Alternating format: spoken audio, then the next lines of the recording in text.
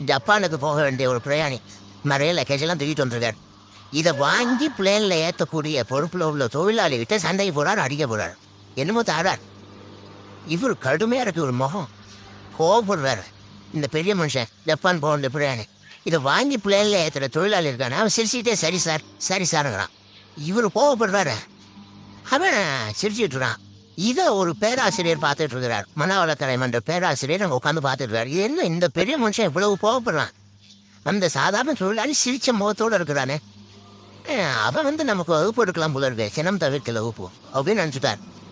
உடனே இதெல்லாம் முடிஞ்சது, அவர் வச்சு திட்டு போயிட்டாரு. அப்புறம் அவன் லக்கேஜ் எடுத்துகிட்டு போனால் எல்லாம் முடிஞ்சது. அப்புறம் பிளேன் ஜப்பானுக்கு எடுத்து போயிட்டார். அதுக்கப்புறம் இந்த பேராசிரியர் அவனை ஓடி பிடிச்சி கொண்டு வந்தார் இந்த தொழிலாளியை. டவாரப்பா, நாங்கள்லாம் சினம் தவிர்த்தல்னு பயிற்சி ரொம்ப காலமாக நடத்திட்டு இருக்கோம்.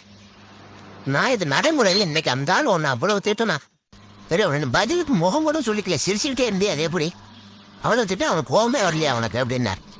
அப்பா அவன் சொன்னான், அப்படி இல்லை சார், மனுஷன்னு பிறந்தா போக வராமல் இருக்காது, போக வரும், எல்லோரும் போகிறதான் செய்ய, ஒவ்வொருத்தரும் அவங்கவுங்க வழியில் அதை டீல் பண்ணுவாங்க. நீ என்னடா பண்ணேன்னு கேட்டிருக்கார். ஒன்றும் இல்லை சார், அவர் அந்த பெரிய மனுஷன் ஜப்பான் போயிட்டுருக்கார், அவர் லக்கேஜெல்லாம் அமெரிக்கா போயிட்டு நம்ம எதிரி சார் அனாவசியமாக இவன்ட்ட போய் போவோம், நம்ம வழியில் நம்ம சினத்தை தவிர்த்துக்கிட்டா போகுது. அதான்